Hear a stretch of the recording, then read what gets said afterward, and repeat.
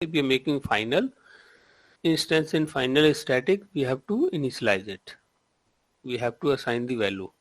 Otherwise, we will get the compile time error. So, इससे related किसी का कोई question?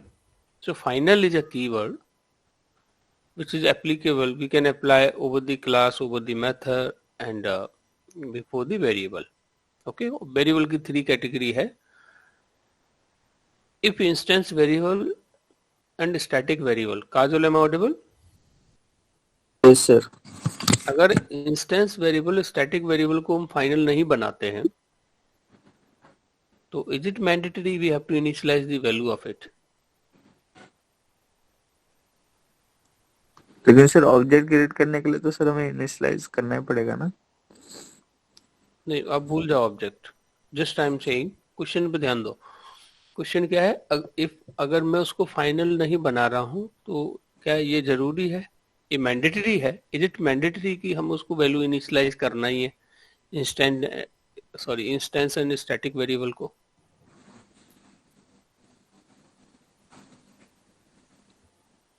हाँ सर, वैल्यू तो इनिशियलाइज करना तो है ना। अगर नहीं करेंगे तो कुछ एरर देगा क्या?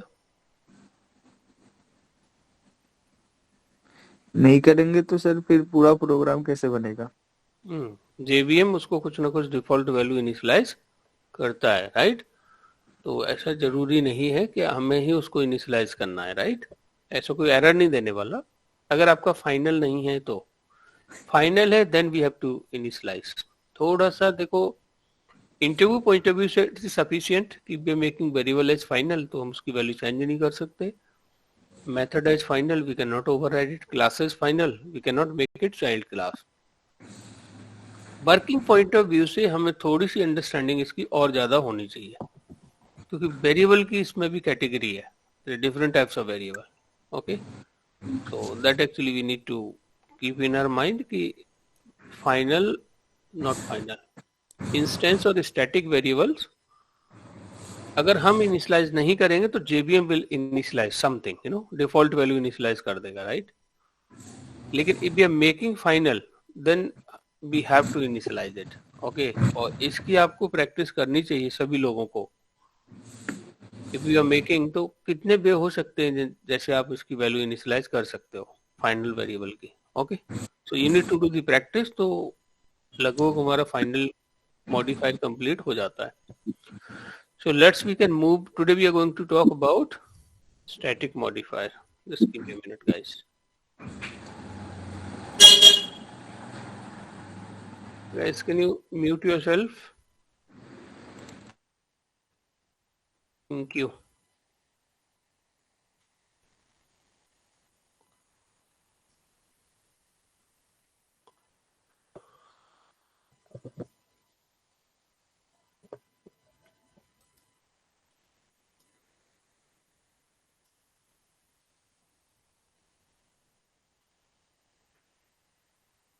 So today we are going to start the static modifier. Even though already we are very much familiar with this static modifier, what we called it, static modifier, it is a class level, right? There are two categories, static level and class level, right? Sorry, static we call it class level, and instance we call it object level. Okay, जैसे हम लोग static is a modifier applicable for variable and method but not for classes. Sorry, outer class के लिए नहीं होता, inner class में use कर सकते हैं. So we all need to think about it. Any modifier we are using, तो हम ये सोचना होगा कि कहाँ पर हम इसको अप्लाई कर सकते हैं, वेयर वी कैन अप्लाई. तो what they are saying here, static modifier applicable for variable and method but not for classes. Classes से मतलब यहाँ पे इनका आउटर क्लास से है, इनर क्लास में यूज कर सकते हो. If the value of static variable, the value of static variable, the value of static variable, the value of variable is varied from object to object, then we should go for which type of variable? Instance variable, right? So in this case, instance variable for every object separate copy will be created, right? Separate copy will be created. तो I hope कि आप लोग ये point समझ पा रहे हो. I mean everyone is able to understand कि इंस्टेंस वेरिएबल की वैल्यू क्या होती है, ऑब्जेक्ट टू ऑब्जेक्ट वेरी करती है, और हर एक ऑब्जेक्ट के लिए एक सेपरेट कॉपी क्रिएट होती है. आइदर यू आर इनिशियलाइजिंग और not initialising, doesn't matter. Okay, if you are initializing then also separate copy will create. If you're not initializing then also then JVM will provide its default value to it. Okay, so इस चीज का ये if the value of variable is same for all the object then we should go for static variable. सारे object के लिए हम लोग एक shared copy अगर हम we want to give one copy we want to give, so we call it static variable. In the case of a static variable, only one copy will be created at the class level and share that copy for every object of that class. So इसको अगर हम practically समझें, class test int x is equal to 10, static int y is equal to 20. So static, guys, just give me a minute.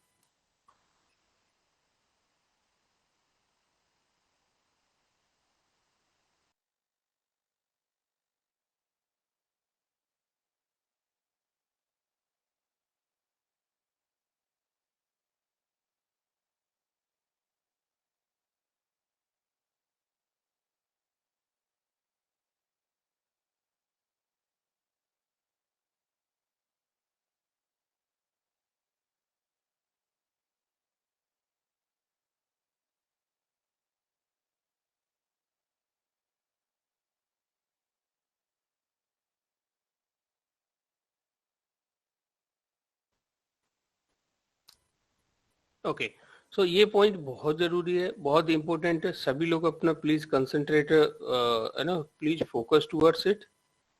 कि static, there are two category of the variable, static variable and instance variable. Okay, so instance variable की जो value है that actually varies from object to object and static variable value is common for all the object. बहुत important है, business point of view से हम इसको समझने की कोशिश करेंगे.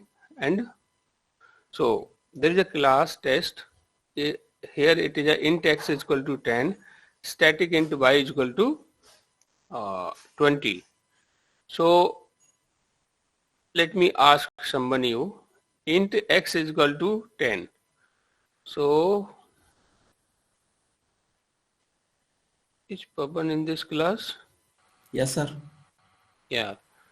Int x is equal to 10. So can you tell me this is a static or instance variable? Instance variable, sir. कहाँ पर स्पेस लेगा ये? In which memory? Heap memory में. Heap memory में. ठीक है, इसकी वैल्यू क्या करेगी? x की वैल्यू क्या होगा? ऑब्जेक्ट टू ऑब्जेक्ट वेरी करेगा या कॉमन रहेगी सारे ऑब्जेक्ट्स के लिए? ऑब्जेक्ट टू ऑब्जेक्ट वेरी करेगा सर. ठीक है. Static int y is equal to 20. So ये दिस इज कॉल्ड इंस्टेंस और स्टैटिक? Static variable. ठीक है. In which memory it is going to take the space? Method area. कब ये create होगा? When it is going to class loading time पर होगा sir. ठीक है. एंड इंस्टेंस वेरिएबल कब क्रिएट होगा? इंस्टेंस जब प्रोग्राम रन होगा जेवीएम. नहीं, जब भी हम ऑब्जेक्ट बनाएंगे. मेथड बनेगा सर उसका. वो नहीं, जब भी हम ऑब्जेक्ट बनाएंगे. हाँ, ऑब्जेक्ट. जब भी हम न्यू कीवर्ड से आप ऑब्जेक्ट बनाओगे किसी क्लास का, इंस्टेंस वेरिएबल क्रिएट हो जाएगा. अगर उसको पहले से ही वैल्यू इनिशियलाइज है तो वो इनिशियलाइज हो जाएगी. आप इनिशियलाइज नहीं कर रहे हो, जेबीएम कुछ डिफॉल्ट वैल्यू इनिशियलाइज कर देगा into the heap memory. Very very important. So इसको आप ध्यान से समझो. यहाँ test t1 is equal to new test. तो क्या हुआ होगा? जैसे ही ऑब्जेक्ट बना हीप मेमोरी में x इज इक्वल टू क्या इनिशियलाइज हो गया होगा? 10. और उसको t1 क्या कर रहा है? उस 10 को पॉइंट कर रहा होगा. यही हुआ होगा, राइट? और ये आपका मेथड एरिया में क्रिएट हो गया होगा क्लास लोडिंग के टाइम पे ही. ओके, एक सिंगल कॉपी इसकी बन गई होगी, क्योंकि स्टैटिक क्या होता है, इसको क्लास लेवल बोला जाता है. ठीक है, इंस्टेंस को ऑब्जेक्ट लेवल बोला जाता है. और स्कोप भी इसका क्लास के साथ एसोसिएट रहता है और इंस्टेंस का ऑब्जेक्ट के साथ में रहता है. ऑब्जेक्ट क्रिएट होगा, instance variable will create, object will destroy, instance variable will destroy, class will load, static variable will create, class will unload, static variable will destroy. So look at guys, t1 dot x is equal to 888. So इसका क्या मतलब है, अभी इसमें 10 initialise था, now we are doing t1 dot x is equal to 888. So what is the meaning of it? Anyone can tell? हमने 10 की जगह 888x में असाइन कर दिया। राइट, क्योंकि t1 किसको पॉइंट कर रहा है, 10 को, कहीं हीप में बना होगा, और हमने पहले t1 डॉट एक्स उसको उस वेरिएबल को क्या किया, उसकी जगह पे अब क्या कर दिया, 888 कर दिया, तो 10 यहाँ से हट गया और इस पर क्या आ गया, 888 आ गया। ठीक है, t1 dot y is equal to 999। तो बाई को भी एक्सेस किया, क्योंकि स्टैटिक वेरिएबल है, हम लोग रेफरेंस से तो एक्सेस कर ही सकते हैं, और इसकी वैल्यू भी क्या कर दी यहाँ पे 999, दोनों की वैल्यू चेंज कर दी। ठीक है, now what we are doing, test t2 is equal to new test, यहाँ एक और ऑब्जेक्ट बना होगा, और आप बताइए वैल्यू किसको इनिशियलाइज हुई होगी, अभी तो हीप मेमोरी में कौन सा वेरिएबल क्रिएट हुआ होगा, अभी x में 10 ही गया होगा हीप मेमोरी में। ठीक है जी, और बाई में क्या होगा, अभी बाय में 999। ठीक है, अब यहाँ पे क्या किया है कि t2 डॉट एक्स क्या प्रिंट करेगा, ये 10 प्रिंट करेगा, क्योंकि t2 dot Y, t2 dot Y 999 करेगा, क्योंकि एक बार स्टैटिक का अगर चेंज करते हैं तो फिर पूरे प्रोग्राम के लिए वो चेंज हो जाता है, सारे प्रोग्राम के लिए चेंज हो जाता है। वेरी गुड, और t2 डॉट एक्स किया है, तो इसका 10 क्यों किया है चेंज, तो इसका भी किया था 888। देखो ऑब्जेक्ट टू ऑब्जेक्ट वेरी करता है, इसका एक t2 है, सेकंड ऑब्जेक्ट है, और t1 है वो पहला वाला फर्स्ट ऑब्जेक्ट है, राइट। जो चेंज हुआ है वो t1 के लिए हुआ है, t2 के लिए नहीं हुआ, right. Yes, so I hope कि ये पॉइंट समझना बहुत जरूरी है, किसी के समझ ना आया हो then please let me know. Okay, so दो चीजें आपको ध्यान रखना है कि स्टैटिक का मतलब होता है क्लास लेवल, इंस्टेंस का मतलब होता है ऑब्जेक्ट लेवल। और बिजनेस पॉइंट ऑफ व्यू से हमेशा एक क्लास हम लोग लेके चल रहे हैं कि आपने कोई स्टूडेंट नाम की क्लास ले ली, ओके, तो आप देखिए, या किसी स्कूल या कॉलेज के लिए कोई आप एप्लीकेशन बना रहे हो, है ना, registration form you are creating, तो जो उसमें डेटा आप फिल करोगे फॉर्म में, data which you are going to fill, तो उसमें जो प्रॉपर्टीज होंगी वो क्या, अगर स्टूडेंट टू स्टूडेंट वेरी कर रही है, स्टूडेंट टू स्टूडेंट वेरी कर रही हैं, तो हमें कौन सा वेरिएबल यूज करना चाहिए, स्टैटिक या इंस्टेंस? Instance variable. अगर अब जैसे इसमें हमें देखना होगा कि जैसे आईडी नेम, ये स्टूडेंट टू स्टूडेंट डिफरेंट होती हैं, अलग अलग होती हैं, राइट। बट यहाँ पे कॉलेज नेम या यूनिवर्सिटी नेम क्या रहने वाला है, तो स्टैटिक रख सकते हैं, सेम रहेगा। जो चीज कॉमन रहेगी सबके लिए उसको हमें क्या लेना चाहिए, static. I was discussing one of my friend regarding this static. He explained one more thing. इसमें ना उसने एक चीज और बताई, JVM लेवल है ना, कि स्टैटिक वेरिएबल की जो वैल्यू है ना पर JVM वेरी करती है। JVM मतलब आप समझ रहे हो, JVM मतलब एक उसमें हमारा इसमें ना एक ही JVM होता है एक एप्लीकेशन में, राइट। तो इसकी वैल्यू ना JVM लेवल तक की रहती है, JVM शट डाउन होगा then the value will destroy.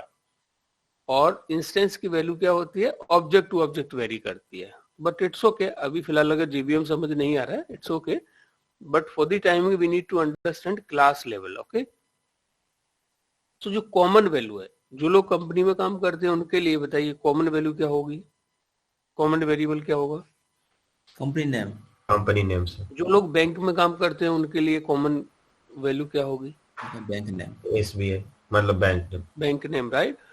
कोई भी आप ऑर्गेनाइजेशन ले लो, कोई भी हो, इंश्योरेंस कंपनी में जो लोग काम करते हैं तो जो इंश्योरेंस कंपनी का नाम होगा वो क्या होगा, कॉमन होगा सबके लिए। तो we need to take that as a static.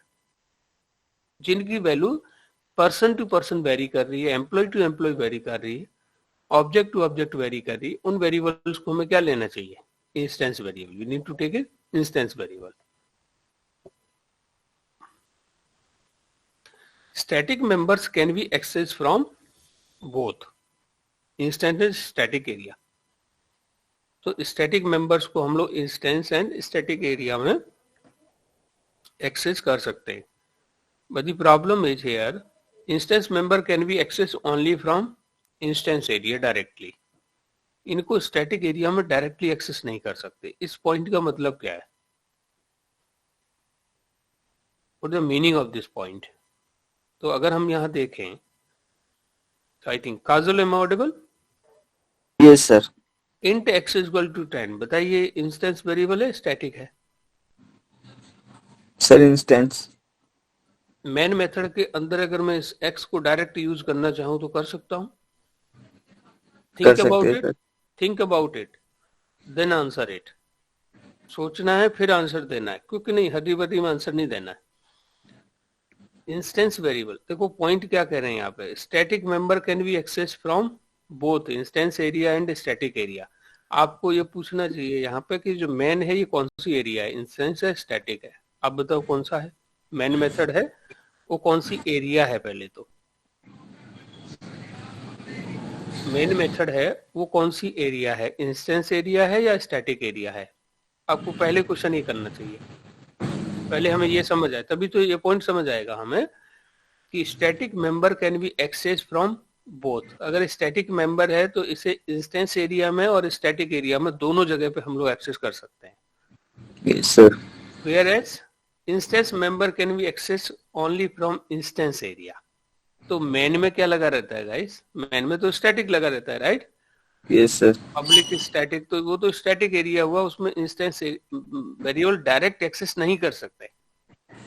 You want to see, let me show you the practical, तो थोड़ा सा पॉइंट ये हमारा और क्लियर हो जाएगा। Okay, so let me open here test class. Okay, so see, let me create here one of variable. I'm going to int x is equal to, I'm just creating here x is equal to 10. So क्या मैं इस x को system.out.println के अंदर use कर सकता हूँ? नहीं, नो सर। काजुल विल टेल क्यों नहीं कर सकता काजुल? क्योंकि सर हमने अभी इसका ऑब्जेक्ट क्रिएट नहीं किया है। हाँ, मतलब डायरेक्ट नहीं कर सकता। तो डायरेक्ट इसलिए नहीं कर सकता क्योंकि इंस्टेंस वेरिएबल डायरेक्टली अलाउ नहीं है। कहाँ हाँ। पर?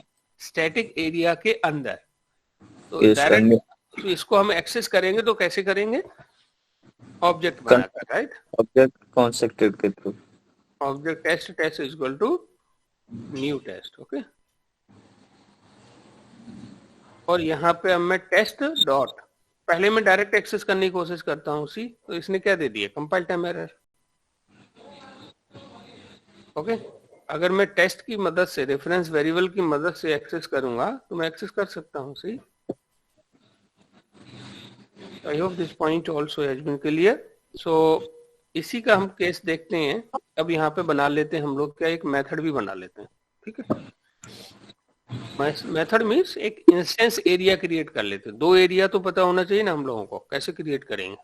पब्लिक वॉइड, ऐसे मैंने एक m1 मेथड ले लिया। Okay, I have taken one m1 method here. Okay, m1 method ले लिया मैंने। अब बताइए मुझे आप, m1 मेथड की जो एरिया है वो स्टैटिक है इंस्टेंस है? काजल विल टेल।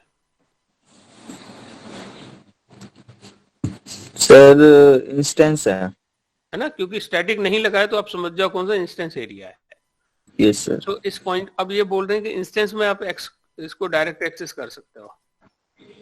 देखिए मैं डायरेक्ट एक्सेस कर पा रहा हूँ, कोई एरर नहीं दे रहा है यहाँ पे, राइट? Yes sir. अब मुझे एक चीज बताइए आप, यहाँ क्या ये मैं इस प्रोग्राम को रन करूंगा तो ये m1 एग्जीक्यूट होगा या नहीं होगा? ध्यान से समझिए फिर आंसर करिए। M1 नहीं होगा सर, क्योंकि हमेशा मेन मेथड के थ्रू ही हम किसी प्रोग्राम को एग्जीक्यूट कर सकते हैं, उससे पहले नहीं। ठीक है जी, तो अभी हम मेन के थ्रू इसको क्यों नहीं कर पा रहे हैं? जैसे ना अभी मेन के थ्रू एग्जीक्यूट क्यों नहीं होगा? क्योंकि सर अभी हमने इसका ऑब्जेक्ट क्रिएट नहीं किया। कर तो लिया, देखो ऑब्जेक्ट किसका क्रिएट नहीं किया? क्लास का। ऑब्जेक्ट तो M1 क्लास का का सर। बनता है। M1 का सर। m1 कोई क्लास थोड़ी है। ये नहीं, टर्मिनोलॉजी में I want to listen the terminology from you. Sir जो M1 है वो तो हमारा वो हो गया ना मेथड, तो मेथड का तो हमने अभी कहाँ किया है क्रिएट ऑब्जेक्ट। मेथड का मैं उसको बोलते हैं, मेथड को कॉल नहीं किया है। वी डिड हाँ नॉट सर, कॉल कौन। हियर मेथड, है ना? ऑब्जेक्ट यस बनाना सर। नहीं हो गया, हमने इसको कॉल तो किया ही नहीं कहीं भी। Yes sir. टेस्ट डॉट हम क्या करेंगे, M1 को यहाँ से कॉल करेंगे। अब बताइए ये M1 कॉल होगा, एग्जीक्यूट होगा, नहीं होगा? अब हो जाएगा सर। ठीक है, लाइन नंबर 15 पे ये क्या करेगा, M1 कॉल हो जाएगा, तो यहाँ भी 10 प्रिंट कर देगा और यहाँ भी कर देगा, क्योंकि यहाँ इसके रेफरेंस से हम कॉल कर रहे हैं, राइट? ओके, सो ये हमारी क्या होगी, इंस्टेंस एरिया में हम लोग इंस्टेंस वेरिएबल को डायरेक्टली एक्सेस कर सकते हैं। अगर सर वहाँ हम वैल्यू नहीं देते, int x इक्वल टू 10 की वैल्यू अगर हमने नहीं दिया होता, सिर्फ हमने ऐसे कर छोड़ दिया, दिया, हाँ ऐसे कर दिया, तो हमें फिर नीचे मेन मेथड में वैल्यू देना पड़ता ना x की, तभी ये होता। नहीं, फिर नहीं ऐसा नहीं है, क्योंकि अब आपको डिपेंड करता है ये आप कहाँ बना रहे हो। अब बताइए मुझे, इंट x हमने वेरिएबल कहाँ डिक्लेयर किया है? ये हमने सर क्लास के अंदर, क्लास के अंदर डिक्लेयर करते हैं, तो वो वेरिएबल को हम क्या बोलते हैं, इंस्टेंस वेरिएबल बोलते हैं।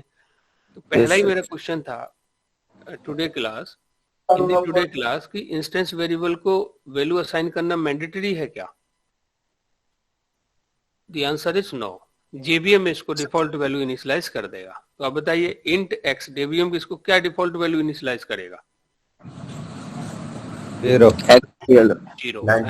ये चूंकि इंट है तो इसको क्या इनिशियलाइज कर देगा, 0। अब मेरा अगला क्वेश्चन ये है, अगर ये फाइनल होता, इंस्टेंस है, अगर ये फाइनल होता तो क्या इसको JVM इनिशियलाइज करता वैल्यू? तो फाइनल होता तो हमें इनिशियलाइज करना पड़ता, राइट? नहीं होगा सर, है ना? तो हम अगर इसको फाइनल बना देंगे तो देखिए इसने क्या दे दिया, compile time error they the, it is giving the compile time error. अगर फाइनल नहीं बना रहे हैं, अभी रिसेंटली स्टैटिक से पहले हमने फाइनल मॉडिफाई डिस्कस किया है, okay? So discussion, when you will do the discuss, participate in the discussion ना, so things you will remember. और सर प्राइवेट करे तो?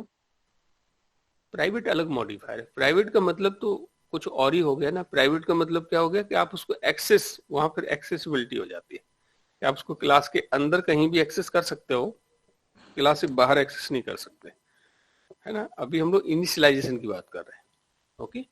प्राइवेट इसको बना देंगे तो हम इसको, ये जो क्लास है ना टेस्ट, यहाँ में कोई दूसरा क्लास बना लो, उसमें फिर इस x की वैल्यू एक्सेस नहीं कर सकता directly, okay?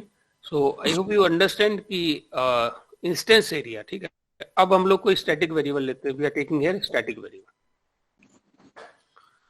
Int y equal static int y equal to, और तो 20, static int y equal to 20 I am taking here. तो आप बताइए इस y को मैं इंस्टेंस एरिया के अंदर डायरेक्टली एक्सेस कर सकता हूं? I think Prabhat will answer. Is Prabhat in this class? Yes sir. या ध्यान से समझो मैं क्या पूछ रहा हूं, क्या मैं स्टैटिक वेरिएबल को इंस्टेंस एरिया के अंदर डायरेक्टली एक्सेस कर सकता हूं? No sir. जी, अब इस पॉइंट को पढ़ो और फिर से आंसर करना। Read this point, static member can be access from both instance and static area. Static member can be accessed from both instance and static area, whereas instance variable can be accessed only from instance area directly. तो static को तो हम क्या कर सकते हैं, दोनों area में डायरेक्टली एक्सेस कर सकते हैं। अभी हम कर सकते हैं, नहीं कर सकते? कर सकते हैं है ना? Let's we can try. तो यहाँ पे बाई को हम लोग कर सकते हैं, राइट? क्या स्टैटिक वेरिएबल को हम लोग स्टैटिक एरिया के अंदर एक्सेस कर सकते हैं? Yes sir. यहाँ भी कर सकते हैं इसको, there is no problem, okay? See by we can do it.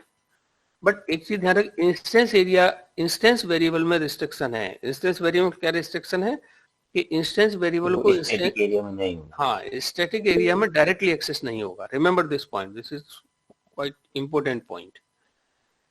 आप इसको दोबारा से पढ़ना नोट्स को, है ना? फिर इसको समझने की कोशिश करना। Spend some 10-15 time to reading this notes after the class और maybe in a day or evening, okay?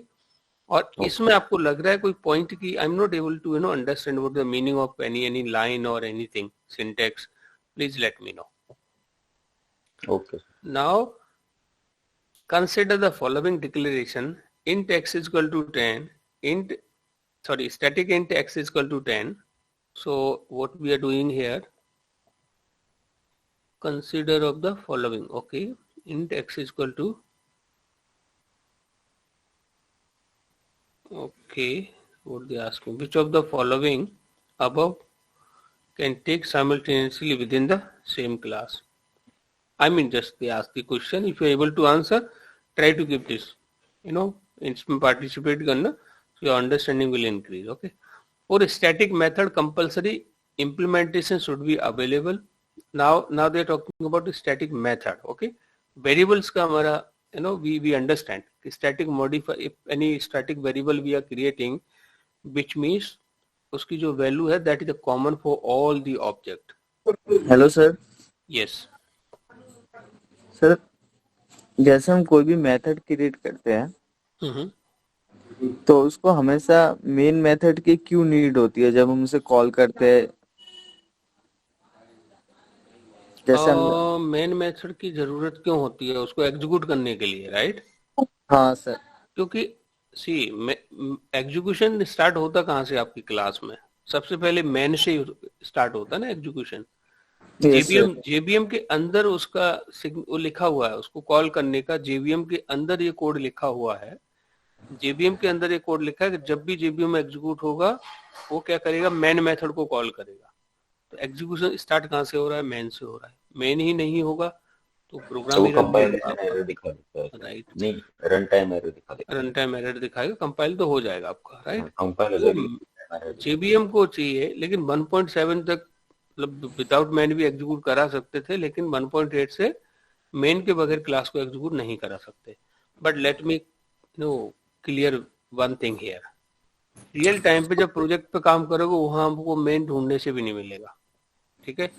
तो मेन को क्या करना है कि अभी हम लोग जावा के कुछ कॉन्सेप्ट है वो समझ रहे हैं कि कौन सा कॉन्सेप्ट, जैसे अभी स्टैटिक कॉन्सेप्ट हो गया, फाइनल कॉन्सेप्ट हो गया, अलग अलग कॉन्सेप्ट जावा का समझ रहे हैं. तो एटलीस्ट ऐसा तो प्रोविजन उन्हें देना चाहिए ना जिससे प्रोग्राम रन कर पाए हम लोग. तो उन्होंने मेन का प्रोविजन, मेन की मदद से जावा के कॉन्सेप्ट सीख रहे हैं हम लोग. अदरवाइज आगे एक्चुअल प्रोग्राम में तो मेन का यूज नहीं करेंगे वहां पे. ठीक है. वहां आपका प्रोग्राम सर्वर पर रन हो रहा होगा, है ना, सर्वर पर रन हो रहा होगा प्रोग्राम, और सर्वर आपकी रिक्वेस्ट एंड रिस्पॉन्स की रिस्पॉन्सिबिलिटी, क्रिएशन, है ना, एग्जीक्यूशन, डिस्ट्रक्शन, सारी रिस्पॉन्सिबिलिटी किसकी होगी? सर्वर की होगी. तो उसकी हम बात करेंगे. अभी फिलहाल आपको मेन को क्या समझना है कि मेन जेबीएम को प्रोग्राम एग्जीक्यूट करने के लिए एटलीस्ट मेन मेथड चाहिए, है ना. तो we need to do that. So next, हम मेथड को कंस्ट्रक्टर के थ्रू भी कॉल कर सकते हैं और मेथड को मेथड के थ्रू भी कर सकते हैं कॉल, और मेथड को मेथड के थ्रू भी कर सकते हैं. इस पॉइंट से क्या मतलब है? मेथड को मेथड के थ्रू भी कर सकते हैं. हमने एक मेथड को कॉल कर लिया मेन मेथड से, ठीक है, और उसमें दूसरे मेथड की कॉलिंग उसमें मेंशन कर दी हमने. जब दूसरा मेथड एग्जीक्यूट होगा तो वो तीसरे मेथड को कॉल कर ले. So let me tell you, यहाँ पे क्या हो रहा है कि आप दो चीजों की बात कर रहे हो. एक स्टैटिक मेथड की बात कर रहे हो, एक आप इंस्टेंस मेथड की बात कर रहे हो. इंस्टेंस मेथड को हम लोग ऑब्जेक्ट से ही कॉल करेंगे, right. We do have only one provision का आपका इंस्टेंस मेथड है, जैसे अभी इसमें देखा था हमने. okay. ये M1 क्या है? मेथड स्टैटिक है, इंस्टेंस है? Tell me, this M1 method is static और इंस्टेंस मेथड. आप ऐसे समझ जाओ कोई स्टैटिक कीवर्ड नहीं लगा है तो this is called the instance. This is called the instance method. Okay. But this instance method को हम लोग कॉल करेंगे तो how we have call this? Through the object. ये पॉइंट आपका बिल्कुल सही है, right. Right. So through the object we are able to call this M1 method. अगर जगह मैं मान लीजिए यहाँ पे क्या करता हूँ, पब्लिक स्टैटिक वर्ड M2 ले लिया मैंने, how I can call it? M2 को मैं कैसे कॉल करूंगा? इसको मैं कैसे कॉल करूंगा? M1 से भी कॉल कर सकते हैं हम M2 को. M1 से नहीं, आप बोलोगे यहाँ पे टेस्ट, ये जो दिख रहा है ना, रेफरेंस वेरिएबल से मैं इसको थोड़ा सा कन्वीनियंट वे में T1 लिख देता हूँ। T1 से कॉल कर सकते हैं और डायरेक्ट भी कॉल कर सकते हैं।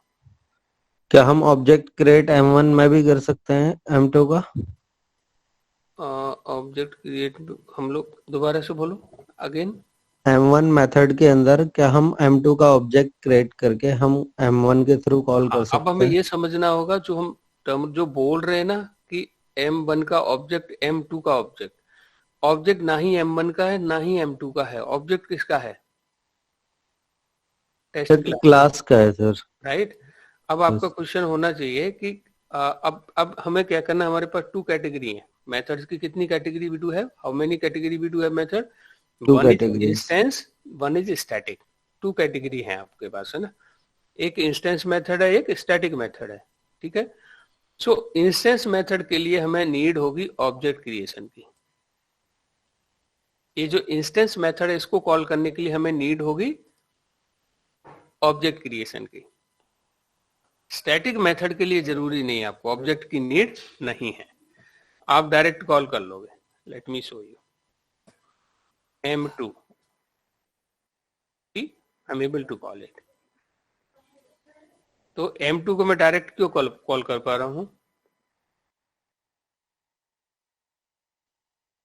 Why I am able to call this M2 directly? M1 और M2 Because this is a static method, Static so that's why we can call M2 to them. static है, Call वो it हमेशा direct. active रहेगा। So static Suppose method, that we mention M2 parenthesis or semicolon inside the M1. So can we call by M1? you are saying from M2 you want to call M1, right? From here, Yes. from here, this M2 you want to, sorry, M1 you want to call. I want to call M2 through M1. Okay, yes, you can do directly. Let me M2. Yes, you can call. There is no problem. Static method को आप directly call कर सकते हो from anywhere. There is no restriction. Suppose that we want to make M2 as a instance method. So M2. can we call through by M1? Now, if we are making here is instance method, let me remove it. Now it will give the, now it should require Object creation. object creation, it should require. Let me off it here. Question is correct, but it's not giving any, is it giving any error? No, it is not giving any error. दे नहीं रहा है। It is not giving any error. Current time दे रहा है, So let's we can run it. We are able to call or not, है ना। एक बार try करते हैं, रन करते हैं, if we are able to call or not. Very interesting. See, we are able to call it, है ना, we are able to call it. But अब इसमें क्या हो क्या रहा है इसमें कि हमने पहले M1 को कॉल किया और M1 के अंदर से हमने M2 को कॉल किया, वहां से हम इसको डायरेक्टली कॉल कर पा रहे हैं। From the M1 we are able to call this M2, even though without the object we are able to call it. Without the object we are able to call it. But maybe this is using some, जो इसमें जो T1 है ना, this is using T1 object.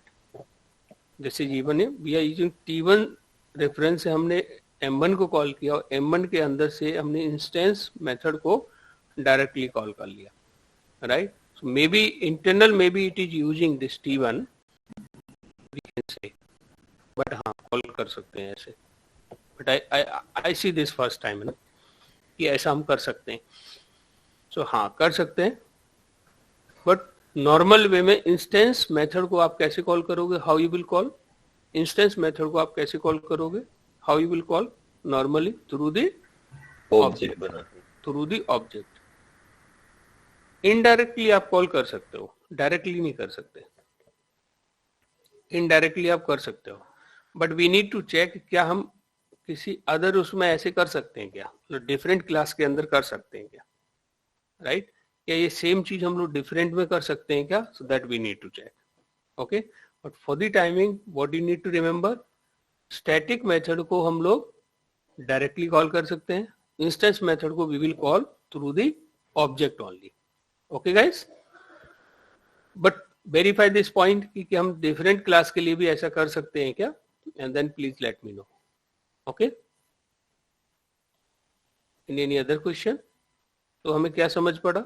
What we understand here? What we understand here, instance variable को, instance variable, to calling the instance variable we do have only one way. How we can call the instance method को, how we can call, how we can call instance method? Through the creating of object. through the class Object. We do have only one way, okay? But indirectly there is another way we got, okay? But the second point, अगर ये static method है, if it is static method, if it is static method, if it is static method, now you tell me how many way to execute this M2 method? How many way? Static method को हम call कैसे कर सकते हैं? How many way to call this method? directly and class objects है. We do have three option here, है ना? हमारे पास three way हैं. Either we can call through the, हम लोग T1 से कॉल कर सकते हैं इसको, है ना, ऑब्जेक्ट की मदद से, T1 डॉट M2, ठीक है. Either we can call T1 dot M2, या फिर हम क्या कर सकते हैं, डायरेक्टली वी कैन कॉल, और we can call through the class name test dot M2. Another way is कि आप M2 को डायरेक्ट कॉल कर लो. Okay, so we do have three way to call this M2. Which one is the best way? Which one is the recommended way? Test By using class name. से. Sir तीनों से By same using- result आएंगे. हाँ, same ही आएंगे. Result थोड़ी बदल जाएगा. Result तो आपने जो दिया है वो ही आएगा. The recommended करना way पड़ेगा. is text dot M2. Sorry. The recommended way class name Absolutely. dot object name. Right. Recommended way we can call this M2 through the, we should call through the class name. Okay. लेकिन ये वाला जो approach है ना, we are only able to do, क्योंकि ये जो method है वो करंट क्लास के अंदर ही है, इसलिए इसको डायरेक्ट कॉल कर पा रहे हैं. आउटसाइड क्लास से हमारे पास दो ही ऑप्शन बचेंगे. कौन सा? Either we can call static method through the sir object reference or through the class name. Yes Kajal. Sir जब हम डायरेक्ट कॉल कर सकते हैं तो ऑब्जेक्ट की क्या नीड है फिर हमें? हाँ, नहीं है ना, इसके लिए स्टैटिक के लिए नीड नहीं है ना, नहीं है ना. तभी तो रिकमेंडेड जो वे आपको बोला जा रहा है वो क्या है कि आपको क्लास के नाम से यूज करना चाहिए, है ना. रिकमेंडेड वे क्या है कि उन्होंने प्रोविजन तो दिया है, स्टैटिक मेथड को आप ऑब्जेक्ट से भी कॉल कर सकते हो, क्लास के नाम से भी कॉल कर सकते हो. रिकमेंडेड वे कौन सा है? रिकमेंडेड वे है कि आपको क्लास के नाम से ही कॉल करना चाहिए स्टैटिक को, है ना. बट प्रोविजन तो दे ही रखा है, उससे हम कर तो सकते ही है ना कॉल. तो सर इंस्टेंस में तो हमें ऑब्जेक्ट क्रिएट करना होगा, उसको हम डायरेक्ट नहीं कर सकते क्लास के उसको नाम से डायरेक्ट कॉल. नहीं कर सकते, ना ही क्लास के नाम से कॉल कर सकते हैं, ना ही उसको हम लोग डायरेक्टली कॉल कर सकते हैं. जैसे हमने कोई इंस्टेंस क्रिएट कर लिया सपोज मेथड, उसके बाद मेन मेथड से डायरेक्ट कॉल नहीं कर सकते. और इंस्टेंस की मदद से कॉल कर सकते हो इंस्टेंस मेथड को, मतलब ऑब्जेक्ट की मदद से इंस्टेंस मेथड को कॉल कर सकते हो, आप डायरेक्टली कॉल नहीं कर सकते. आपके सामने देखिए M1 मेथड है, you have in front of this M1 method है आपके सामने, ठीक है. मेन के अंदर से अगर मैं डायरेक्टली M1 को कॉल करूंगा, let me try to call here M1, I can't do this. ठीक, ये क्या दे रहा है? Can not make static reference to the non static, क्योंकि ये एरिया कौन सी है? ये स्टैटिक एरिया है. यहाँ पे आपको ऑब्जेक्ट क्रिएट करना होगा, देन ओनली आप यहाँ पे इंस्टेंस वेरिएबल को या इंस्टेंस मेथड को आप कॉल कर सकते हो, राइट. लेकिन ये सेम चीज हम किसकी बात कर रहे थे कि इंस्टेंस एरिया से आप इंस्टेंस मेथड को डायरेक्टली कॉल कर सकते हो, देयर इज नो प्रॉब्लम. ये तो वेरिएबल के केस में भी है. Very important point raise by I think who raise Chand, I think, है ना. कि आप इंस्टेंस एरिया से इंस्टेंस मेथड को डायरेक्टली कॉल कर सकते हैं हम लोग, ओके, इंस्टेंस एरिया से। तो ये क्या था आपका M1 का इंस्टेंस एरिया है, और यहां से हम इंस्टेंस मेथड को डायरेक्टली कॉल कर सकते हैं। You not only method, variable को भी आप डायरेक्ट एक्सेस कर सकते हो। स्टैटिक एरिया में ये अलाउ नहीं है। स्टैटिक एरिया से जब भी आपको आइदर आपको इंस्टेंस वेरिएबल और इंस्टेंस मेथड एक्सेस करना है तो हमारे पास क्या होना चाहिए, इंस्टेंस मेथड, इंस्टेंस वेरिएबल को अगर मुझे यूज करना है स्टैटिक एरिया से, तो what should I have,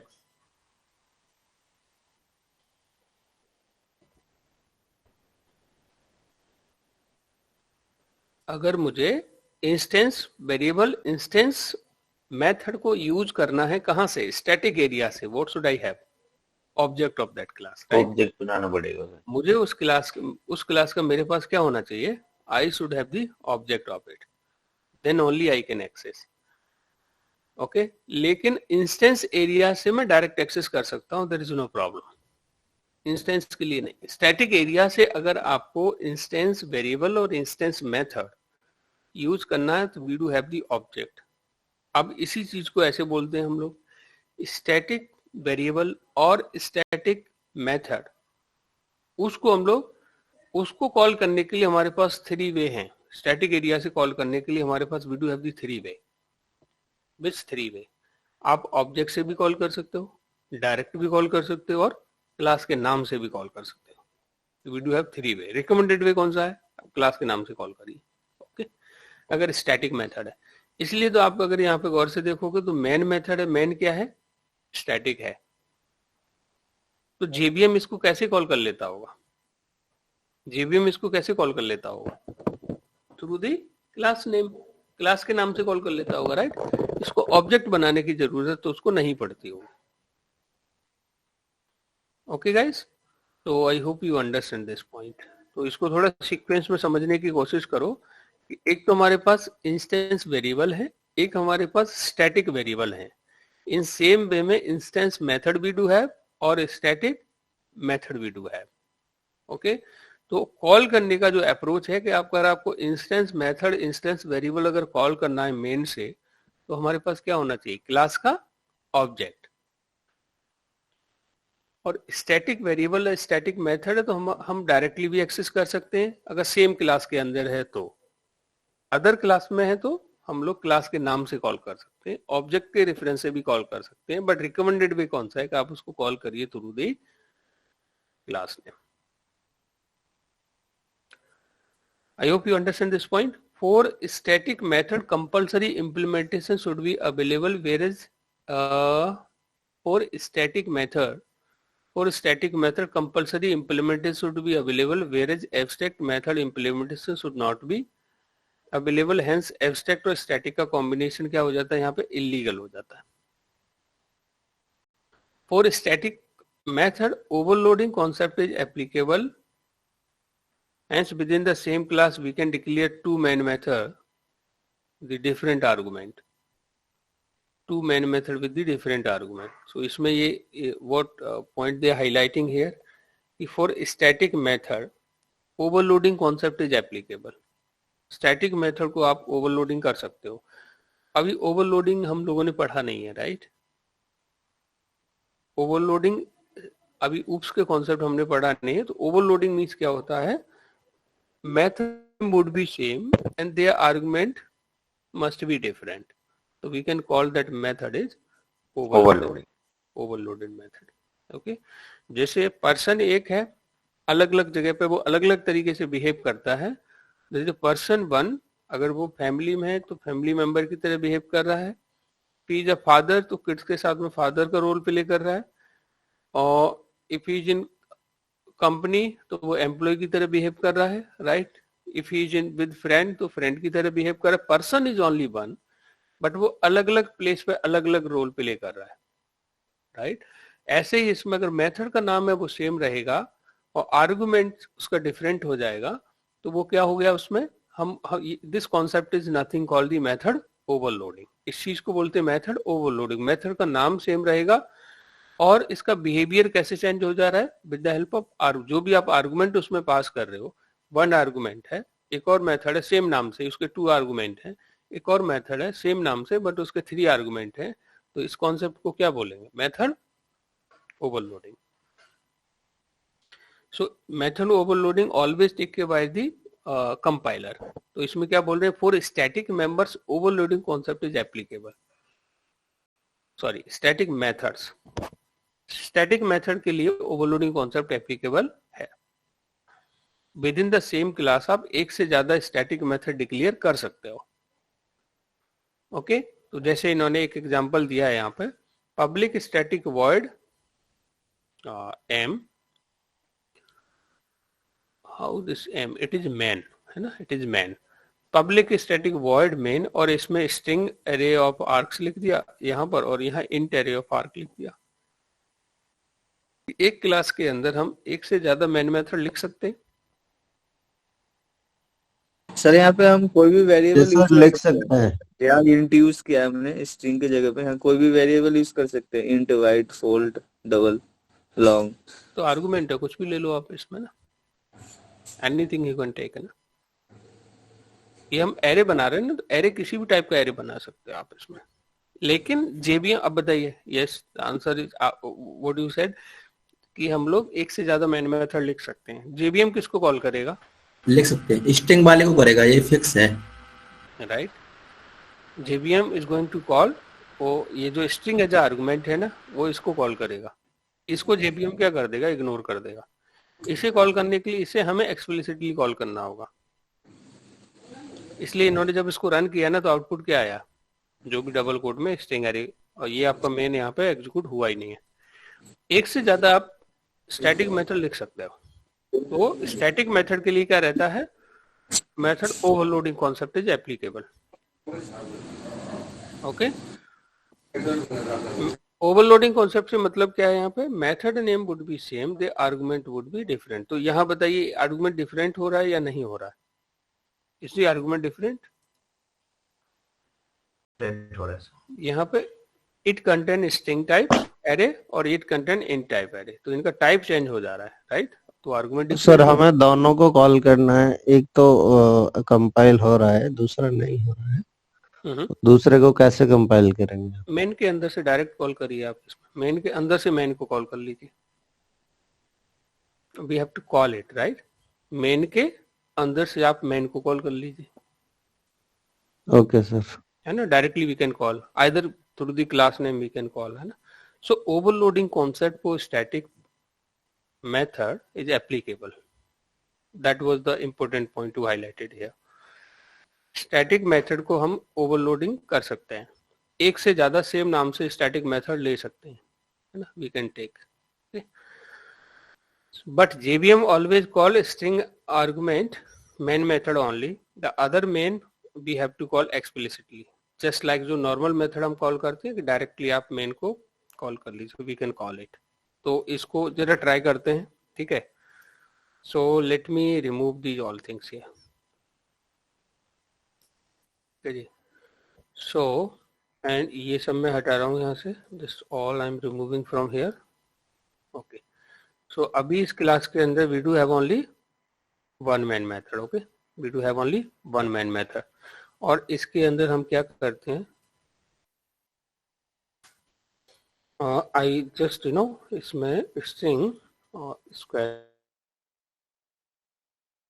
and public main, और यहाँ पे int array of a something we can take. a ले लो या यहाँ पे args भी ले सकते हो. It is a local variable. So let me print here. So in double quote we can pass here int. अब मैं रन करूंगा तो किसको प्रिंट करेगा ये,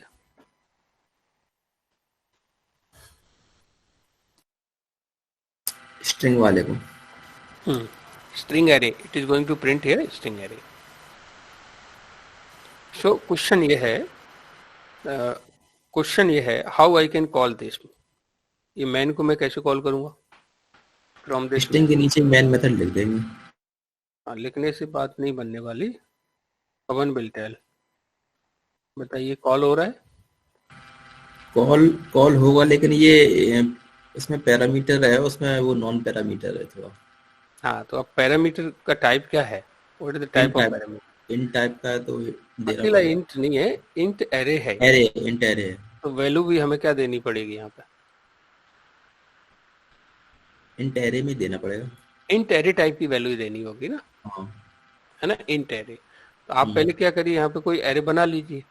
आप डायरेक्ट यहाँ बना सकते हो, int array of a equal to कुछ भी वैल्यू इसमें डाल दीजिए आप, इसमें 1, 2, 3 समथिंग यू पुट हियर। अब इस ए को क्या कर दोगे आप यहाँ पे?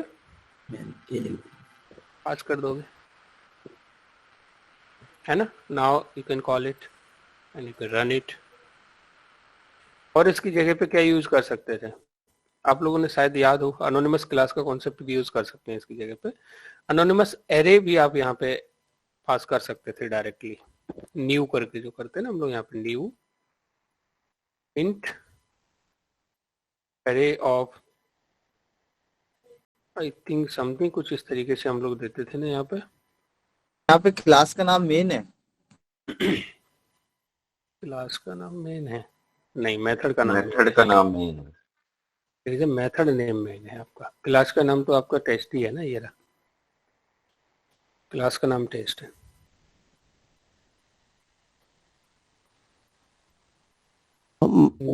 हम मैन मेथड को रिकमेंडेड वे से कॉल नहीं कर रहे हैं, हम क्लास के नाम से भी कॉल कर सकते हैं।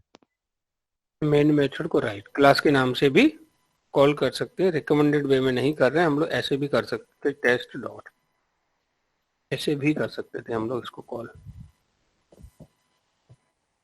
Okay guys, so I hope you understand here. इसको हम लोग यहाँ पे इटरेट भी कर सकते हैं लाइक दिस, है ना।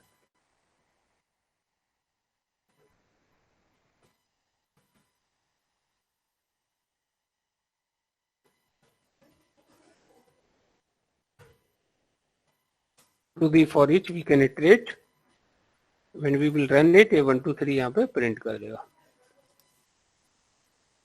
ओके, तो हमें क्या समझ पड़ा कि मेन मेथड हम एक से ज्यादा लिख सकते हैं, okay, but JVM is going to call the main method which contain string array of args, okay. Another main को we have to call it explicitly, okay.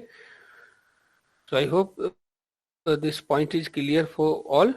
So inheritance concept is applicable for a static method including main method. Hence, while executing child class, if the child class does not contain main, then parent class main will be executed. ये भी concept है, वो oops का concept है। तो let's we can discuss कि यहाँ पे अगर एक क्लास आपकी पेरेंट है और एक क्लास आपकी चाइल्ड है, there is a parent class, there is a child class, okay. So parent class, child class में मेन मेथड नहीं है, there is no main method inside the child class, but parent class में main है। तो जब भी आप इसको एग्जीक्यूट करोगे, आइदर थ्रू दी पेरेंट आप एग्जीक्यूट करो और you can call through the child, but दोनों के केस में आपका क्या होगा, ये कॉल हो जाएगा, क्योंकि इसमें पेरेंट वाला मेन एग्जीक्यूट हो जाएगा यहाँ पे। तो क्या बोल रहे हैं, इनहेरिटेंस कॉन्सेप्ट। देखिए, इनहेरिटेंस से मतलब सब पेरेंट एंड चाइल्ड का रिलेशन हो, और रिलेशन कैसे अचीव करते हैं, with the help of extend keyword. With the help of extend keyword we achieve the inheritance.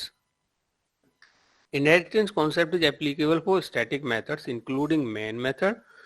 Hence, while executing child class, if does not contain main, child में अगर main नहीं है, then parent main will be executed. Parent का call हो जाएगा, okay? It seems that अब ये जो दिख रहा है हम लोगों को, this concept seems like a overriding, ठीक है। So this concept seems like a overriding, लेकिन यहाँ पे overriding नहीं हो रहा है, इस concept को बोलते हैं method hiding. We call this concept is method hiding. ये oops में पढ़ेंगे। Concept is applicable only for static method, but it is not overriding, it is method hiding.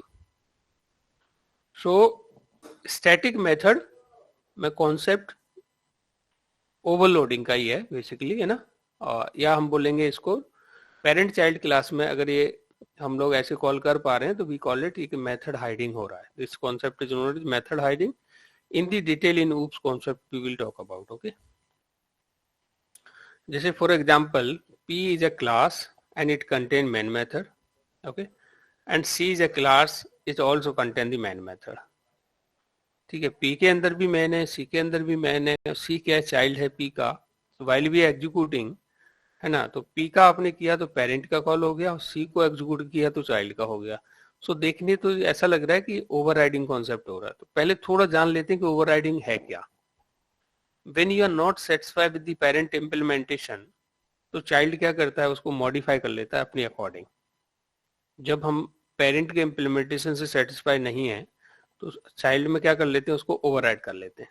तो जैसे मान लीजिए यहाँ पे पेरेंट का इम्प्लीमेंटेशन मेन का क्या था, मेन पेरेंट मेन कोई मैसेज था, बट हमने इसको क्या किया, यहाँ पे चाइल्ड में क्या किया, मेन दोबारा लिखा और इसमें लिखा हमने चाइल्ड मेन.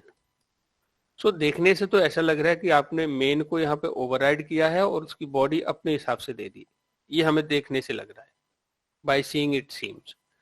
बट ये कॉन्सेप्ट, इस कॉन्सेप्ट को बोलते हैं कि जब आप पेरेंट की बॉडी को चेंज करते हो चाइल्ड में, इस कॉन्सेप्ट को बोलते हैं मेथड ओवरराइडिंग.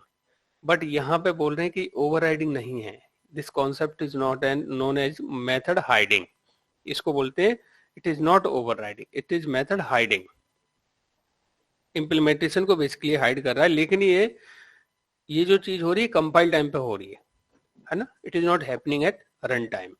तो ये ऊप्स में हम लोग इसको डिटेल में डिस्कस करेंगे. So difference between overloading, overriding, polymorphism, method hiding, ये interviewer questions are very common questions.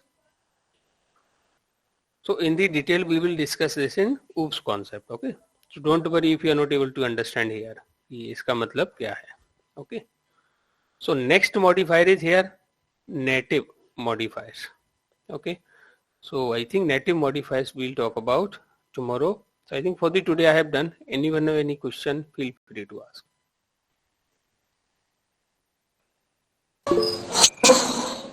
Hello sir.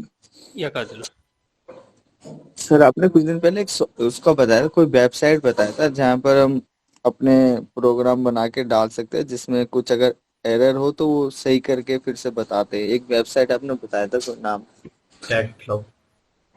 Stack overflow बोल रहे हो? Yes sir. नहीं, हम अपना वहाँ कोई प्रोग्राम नहीं डालते. अगर आपका कोई एरर आ रहा है तो एरर आप सर्च कर सकते हो. अच्छा, मतलब जैसे हमने कोई प्रोग्राम बनाया, वो रन नहीं हो रहा है, हमें पता नहीं चल पा रहा, बहुत परेशान हो गए, तो उस एरर को कॉपी करिए, उस एरर को कॉपी करिए और गूगल में डालिए, है ना. उस एरर को कॉपी करिए और उसे कहाँ डालोगे आप, गूगल में. Just paste that in Google. तो गूगल बहुत सारे आंसर करता है आपको, राइट. जिसमें से एक पॉपुलर है, वो जो वेबसाइट्स आती है वो स्टैक ओवरफ्लो है. नहीं, गूगल में सर डालने से एग्जैक्ट नहीं आता ना, जैसे कोई वेबसाइट हो वहां पर डालने से आ जाए. एग्जैक्ट तो कभी नहीं आने वाला, मतलब थोड़ा बहुत तो मॉडिफिकेशन. और सी, आप अगर इसको समझोगे तो गूगल तो ब्लाइंड है ना, इसको कुछ नहीं पता. जैसा आप इसको क्वेश्चन डालोगे उसके कीवर्ड मैच करेगा, कुछ आंसर देगा वो.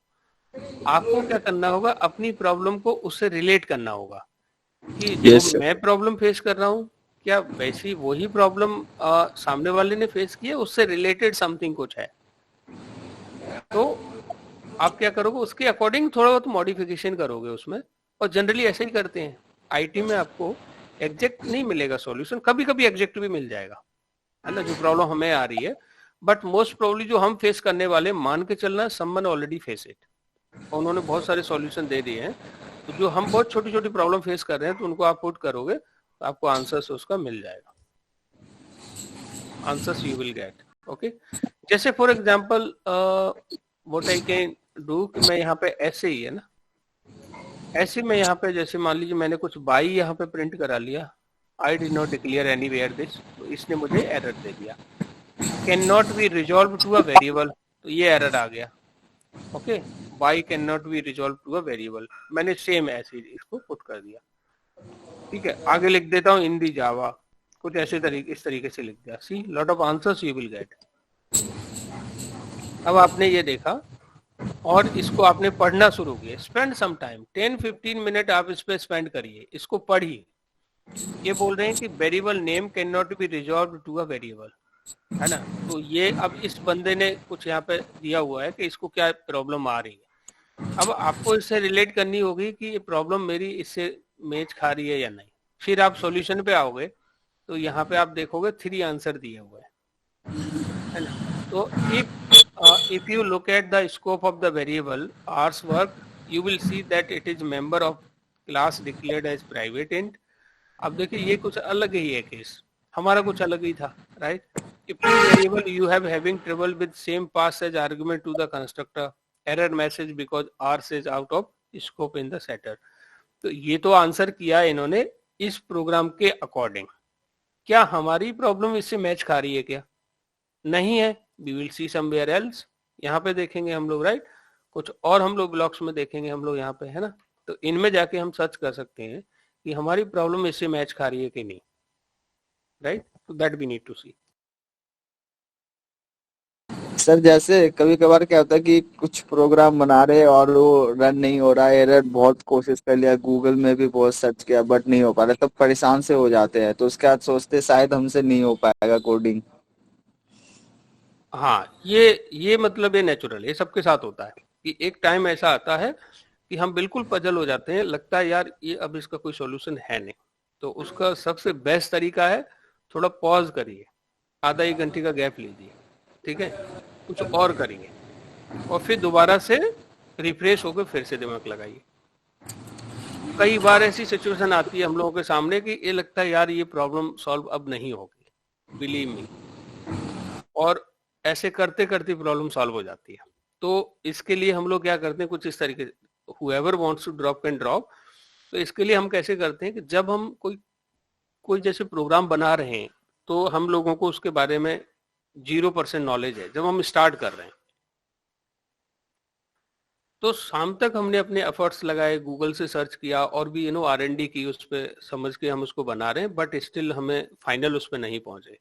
तो हम लोग सोचेंगे जब हमने शुरू किया था how much knowledge we were having, तो हमारी 0% नॉलेज थी।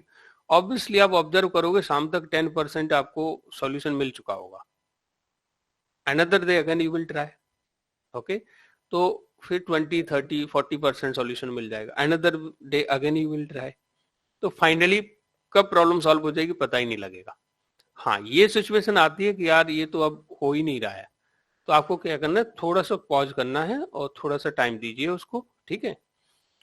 और किसी में अगर प्रोग्राम में एरर आ रही है, आपको लग रहा है कि एवरीथिंग है करेक्ट, ये बड़ा नेचुरल सा है, सबके साथ होता है ना, कि अपनी तरफ से आपने कोई भी एरर नहीं की है but still program is giving the error, और हम बोलते हैं हमने तो सब कुछ सही किया है, एरर फिर भी आ रही है। तो ये मान के चलना कहीं ना कहीं हमसे कोई ना कोई मिस्टेक हुई है, इसलिए एरर आ रही। कंप्यूटर ब्लाइंड है, वो अंधा है, उसे कुछ भी नहीं पता, हमने ही कहीं ना कहीं, तो इसको एक्सेप्ट कर लें, कहीं ना कोई मिस्टेक है। तो 10-15 मिनट का पॉज करिए, आधे घंटे का पॉज लीजिए, 1 घंटे का पॉज लीजिए, है ना, घूमने चले जाइए, थोड़ा सा चाय कॉफी पीजिए, उसके बाद फिर से एफर्ट लगाइए और फिर आप देखोगे वो सॉल्व हो गई होगी प्रॉब्लम, है ना। और अभी तो हमारे पास जो आप प्रॉब्लम फेस करने वाले उसके लिए तो बहुत सारे प्लेटफॉर्म है, आप गूगल में डालिए, कहीं नहीं मिल रहा है ग्रुप पे डाल दीजिए, आप नहीं मिल रहा है मुझे कॉल कर लीजिए आप, you do have lot of options. और ये जो मैं बता रहा हूँ ये तो कंपनी के अंदर की बात बता रहा हूँ आपको, जब हम करते हैं तो एवरीवन फेस, बट उनको जो काम कर रहा है उसको पता है कि जो मैं ढूंढ रहा हूँ this is not a right, उससे नहीं मिल रहा। सर जैसे कभी लगता है ना अगर हमने हेल्प ले लिया तो फिर इजी वे में आ गया, लेकिन जब उसको हम कठिनाई से खुद सर्च करके मेहनत करके करते हैं तो वो चीज ज्यादा फिर दिमाग में ज्यादा दिन स्टोर रहता है। वो मिल नहीं रही है मेहनत करके, तो क्या हमने इस बात की कसम खा ली है कि हम मेहनत उससे ही करेंगे? Then we need to find out. जब आपको लगे, देखिए जितना आप अपनी तरफ से एफर्ट्स लगा सकते हैं, you should put your efforts, but if you are not, फिर भी नहीं मिल रहा है तो you should take the help. आपको अपने कलीग से हेल्प लेनी होगी, अपने टीएल से। अब टीएल का मतलब क्या होता है टीम में? Team lead. जहां भी आप स्टक करोगे तो वो क्या मतलब, टीम को लीड करने के लिए थोड़ी बैठा है, वो आपको हेल्प भी करेगा जहां पे स्टक हो, ये उसकी ड्यूटी है। वो नहीं है तो उसके ऊपर मैनेजर है, उसको नहीं आता है तो वो किसी दूसरी टीम से बंदा लेके आएगा और हिल में, क्योंकि आप क्या बोलते हैं ना, यहाँ पे हम लोग स्टक हैं, बट प्रॉब्लम आपकी जेन्युइन होनी चाहिए, राइट? तो जनरली क्या होता है, अगर खुद से ही सॉल्यूशन निकाल रहे होंगे हम लोग, कंपनी के पास इतना टाइम होता भी नहीं है कि आप खुद से मतलब लॉजिक डेवलप करिए, है ना? वो बोलते हैं आप गूगलिंग करिए, है ना? जो सॉल्यूशन पहले से अवेलेबल है आप उसको यूज करिए। खुद से दिमाग लगाओगे तो हम कुछ और ही बना देंगे, बहुत टाइम लगेगा, इतना टाइम कंपनी के पास नहीं है। तो जनरली कंपनी क्या होती है, बहुत उनका लिमिटेड टाइम है, तो वो कोशिश करते हैं कि आप जो सॉल्यूशन अवेलेबल है उसको अपने अकॉर्डिंग मॉडिफाई करके उसको यूज करिए। और ऐसे करते करते अब आप एग्जिस्टिंग कोड को मॉडिफाई तभी कर पाओगे जब उसको समझ पा रहे होगे, तो आपकी समझ तो बढ़ ही रही ना। Slowly slowly you will come in position कि आप खुद से भी लिखने लगोगे, खुद से भी करने लगोगे। But believe me, company gives the infinity time to, जैसे आप फेल हो रहे हो, again company will give the chance कि आप फिर से ट्राई करिए, फिर से ट्राई करिए, इन्फिनिटी टाइम चांस देती है आपको। बट पेशेंस रखना है, इस चीज को लेकर परेशान नहीं होना है। जैसे ना कि जैसे कि यार ये सॉल्यूशन मिल नहीं रहा है और we are not able to solve, और then what, you need to take from some colleague, from Google, और किसी न किसी ने तो प्रॉब्लम पहले सॉल्व की होगी इन दैट वे। ऐसे करते